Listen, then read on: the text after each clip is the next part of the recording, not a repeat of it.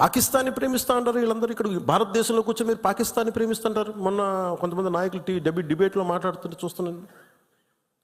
మీరు పాకిస్తాన్ అంత ప్రేమిస్తే దయచేసి పాకిస్తాన్కి వెళ్ళిపోండి. ఇక్కడ ఎందుకు ఇది మాట్లాడుతున్న పోనీ ఏదైనా వీళ్ళందరూ కూర్చొని కాంగ్రెస్ నాయకులు వీళ్ళందరూ, కొంతమంది ఎమ్మెల్సీలు కూడా ఉన్నట్టుగా అనిపించింది నాకు చూస్తుంటే.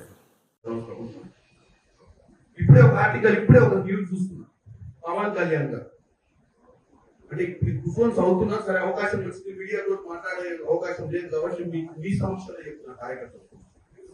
పవన్ కళ్యాణ్ గారు కాంగ్రెస్ పార్టీ పాకిస్తాన్ కి సపోర్ట్ చేస్తే పాకిస్తాన్ పోమని చెప్పేటువంటి డైలాగ్ ఉంటుంది. పవన్ కళ్యాణ్ గారిని ఒక చెప్పదలుచుకున్నారు. పవన్ కళ్యాణ్ గారు, మీరు డిప్యూటీ సరే మొట్టమొదటిసారిగా ఎమ్మెల్యే, మీకు మంచి అవకాశం వచ్చి డిప్యూటీ సీఎం అయింది. ఇది సినిమా కాదు, స్క్రిప్ట్ రాసిస్తే చదువుకోని. నువ్వు ఒక ఉప ముఖ్యమంత్రి అంటే ఒక స్థాయి ఇచ్చింది, స్థాయికి తగ్గట్టు మాట్లాడాలి. ఎవడో స్క్రిప్ట్ రాసిస్తే చదువు, లేకపోతే ప్రధానమంత్రిని నువ్వు కృషి చేయాలనుకుంటే ఇంకేదైనా ప్లాట్ఫామ్ మీద పోయి రాజకీయాలు బంద్ చేసి సినిమా తీసి రంగనారావు తీసినట్టే రెండు సినిమాలు తీసి ఆయన ప్రసన్నం చేస్తాడు. అంతే తప్ప నీకు ఒక అధికారమైన బాధ్యతలు ఇచ్చి ప్రజా సమస్యల మీద పోరాటం చేయాల్సినవి బాధ్యత లేకుండా కాంగ్రెస్ పార్టీ పాకిస్తాన్ లో సపోర్ట్ చేసుకుని ఒక ప్రచారం చేయ ప్రయత్నం చేస్తున్నాం. కాంగ్రెస్ పార్టీ సెక్యులర్ గా ఈ దేశాన్ని కాపాడాలనుకుంటుంది. పాకిస్తాన్ ఇక్కడ ఉన్నటువంటి కుల మతాలకు అతీతంగా కాంగ్రెస్ పార్టీ అందరినీ ఒక పట్టున బతికేయాలనుకుంటుంది. పవన్ కళ్యాణ్ గారు, మీ నాయకుడు ఎవరైతే ప్రసన్నం చేస్తున్నాడు నరేంద్ర మోడీ లెక్క